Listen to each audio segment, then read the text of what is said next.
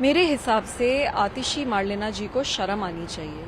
पूरी की पूरी पार्टी बुरी तरीके से हार गई है। सिर्फ 22 सीटें आई हैं और अरविंद केजरीवाल जी, मनीष सिसोदिया जी, सारे के सारे दिग्गज लीडर्स हार चुके हैं। ऐसे में आतिशी मार्लेना जी ने ना सिर्फ इस हार के बाद एक रोड शो निकाला सेलिब्रेट करने के लिए, उन्होंने उस रोड शो में डांस भी करा।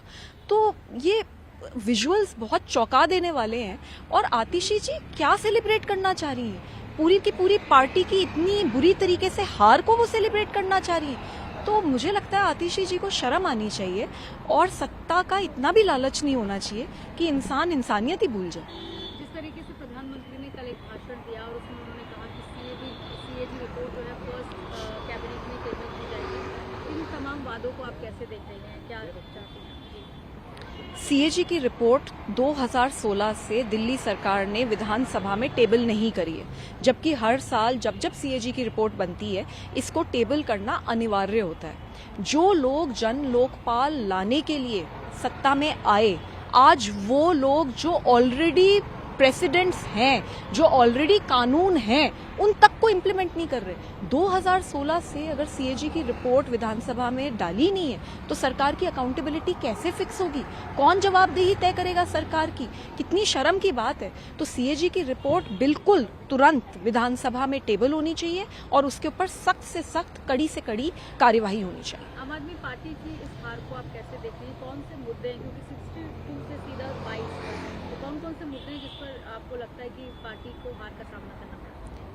मैं ये मानती हूँ कि इतिहास गवाह है, जब जब किसी नारी पर वार हुआ है तो भगवान ने सामने आकर दंड दिया है।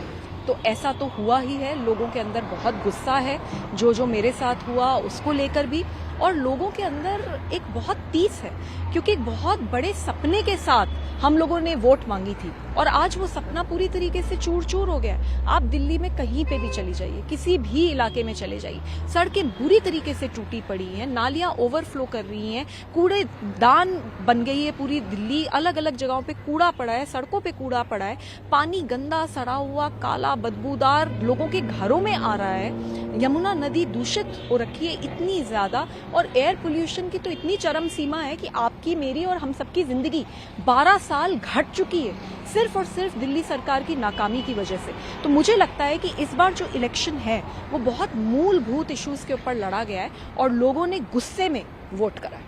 आप भी इस चुनाव के दौरान अलग अलग इलाकों में जा रही थी, वहाँ की समस्याएं दिखा रही थी, तो आपको लगता है वो भी एक कहीं ना कहीं काम किया है आम आदमी पार्टी को हराने में, या जो मुद्दे रहे लोगों ने वोट नहीं दिया?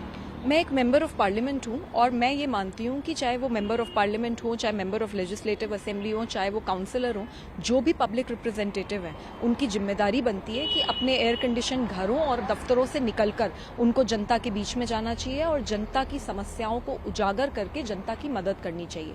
मैंने संविधान की शपथ ली है कि मैं दिल्ली के लोगों की सेवा करूंगी।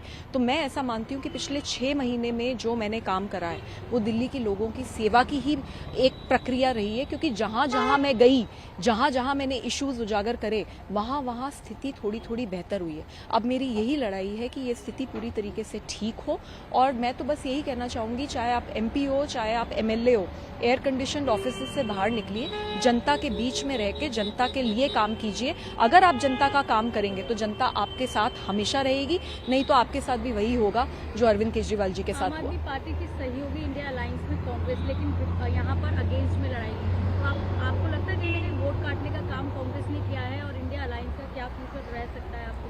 अरविंद केजरीवाल जी की जो पॉलिटिक्स है वो बड़ी पॉलिटिकल कन्वीनियंस की पॉलिटिक्स है, वो कोई विचारधारा की पॉलिटिक्स नहीं है। जब अरविंद केजरीवाल जी को कांग्रेस पे प्यार आता है तो वो साथ हो जाते हैं। जब अरविंद केजरीवाल जी को राहुल गांधी से खुंदक होती है, गुस्सा आता है, तो वो हम सब पे एक प्रेशर बनाते हैं कि राहुल गांधी के खिलाफ स्टेटमेंट्स दो और लड़ाई करो। मुझे एक बात बताइए कि अरविंद केजरीवाल जी ने हरियाणा में लड़ने का क्यों निर्णय लिया? हम सबको पता था कि जमानतें जब्त होंगी, फिर भी हम हरियाणा में जाकर लड़े, सिर्फ और सिर्फ इसलिए क्योंकि कांग्रेस को सबक सिखाना था। और कांग्रेस, क्योंकि आम आदमी पार्टी ने लड़ाई लड़ी हरियाणा में, तो कांग्रेस वहां पे हार गई।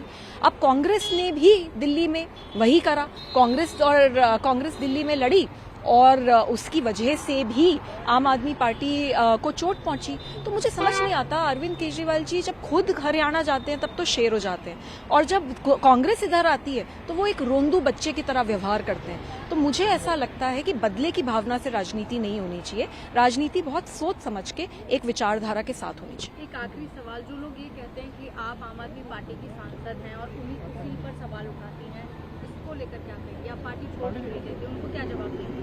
मैं क्यों पार्टी छोड़ूं? मैंने क्या गलत करा है? अगर मेरे साथ मार पिटाई होगी तो मैं कंप्लेंट करूंगी और अपनी आवाज उठाऊंगी। अगर मैं देखूंगी कि लोग तड़प रहे हैं और एमएलए नहीं आ रहा और कोई काम नहीं हो रहा, तो मैं उनकी आवाज जरूर उठाऊंगी। मैं कोई एयर कंडीशनड ऑफिस में बैठने वाली एमपी नहीं हूं, मैं जमीन पे हमेशा से काम करती आई हूं और करूंगी। और मेरी पार्टी कोई दो लोगों की जागीर नहीं है, अरविंद केजरीवाल जी की जागीर नहीं है। ये पार्टी मेरे भी खून और पसीने से बनी है। 2006 से लेके अब तक मैंने जमीन पे संघर्ष करा है और इसलिए मैं एमपी बनी हूँ। तो मैं क्यों पार्टी छोड़ूं? जिसने पिटवाया है, जिसने गलत करा है, जिसने अत्याचार करा है और जिसने जनता के काम नहीं करे, उनको पार्टी छोड़नी चाहिए।